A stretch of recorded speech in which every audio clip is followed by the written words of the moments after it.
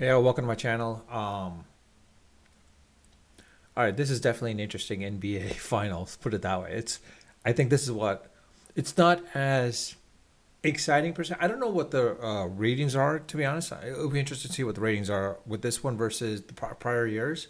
But from a perspective, Halliburton showing up has shown that he is crucial to the team. I thought it was more of a case of like, yeah, he's just like another piece in the cog, basically. Like he can be considered their superstar, but in reality is like it was Siakam, whomever it is.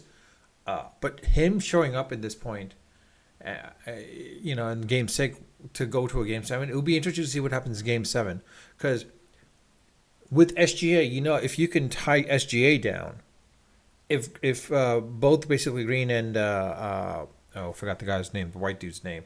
Um, if they can't do anything from that perspective, and they cut down SGA, then like pretty much OKC at that point. Whereas with Indiana, yeah, let's be honest, if like Halliburton is like held to whatever it is, I mean the other team, other members can step up at that because like they literally got like 10 to 12 players pretty much that can score.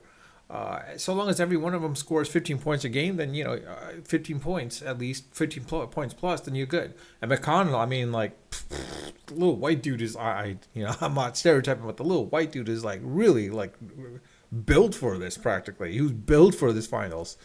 Um, but I'll be honest, I was like really caught off guard, like how like I thought honestly the um the Thunder were going to win this game. I thought they were going to win Game 6 based on the fact that like even if Halliburton showed up, I'm like, it wouldn't matter at that point. But oh, goes to show what happens basically that anything can happen.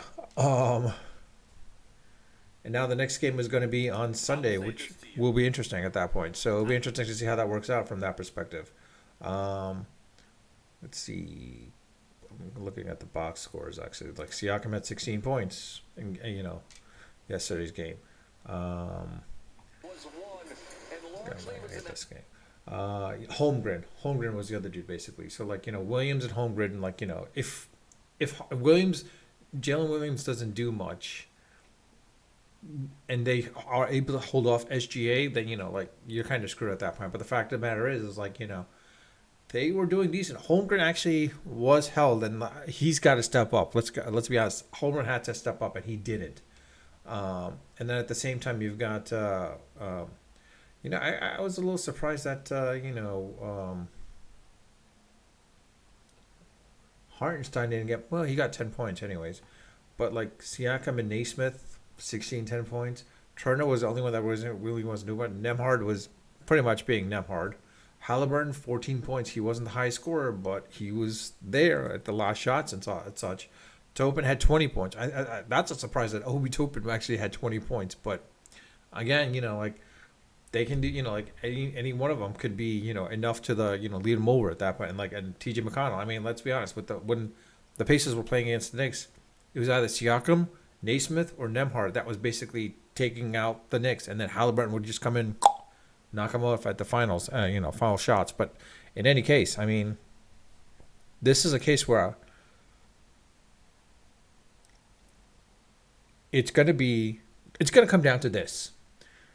If Phil, if not Philadelphia, if the Pacers, Indiana can hold SGA to under 15 points, um, which happened here. Well, no, it didn't happen here. It was 21 points. But if they could hold him under 15 points and Jalen Williams to under 15 as well too, and let Holmgren try to beat you out at that point. If they can hold these two players to under 15 points, I think Indiana's got a shot at that point. And the problem is well, Jalen Williams has got to show up. He's got to show up.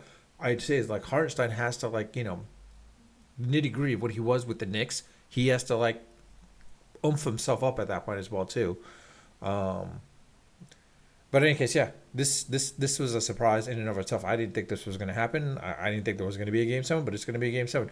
If, like I said, the way things go, if the way things are the way they're playing right now, let's not be. I would not be surprised in seeing the Indiana Pacers winning their first ever championship. Because why? Because the way the Pacers are, it seems like this is destiny's on their side. It seems like destiny is on their side at this point.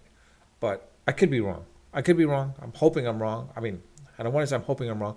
It's the way that the Pacers beat the Knicks. I thought the Knicks should have been here, but the Thunder, I mean, they are resilient. Let's be honest, they are resilient. Whenever they're down, they're able to come back and recoup and get, get what they need to do. So like I could see them coming back in game 7 with the vengeance. SGA definitely, I can see SGA coming back with the pure vengeance. Unless SGA gets injured, I think the I think the Thunder should be able to win Game 7 and win the whole series at that point. But I don't know. I could be wrong. You let me know your thoughts. Put it in the comment section. I read them all. I respond to them all when they warrant a response. I'll leave it at that. Unfiltered, unedited, of course, always unrehearsed. Until next time.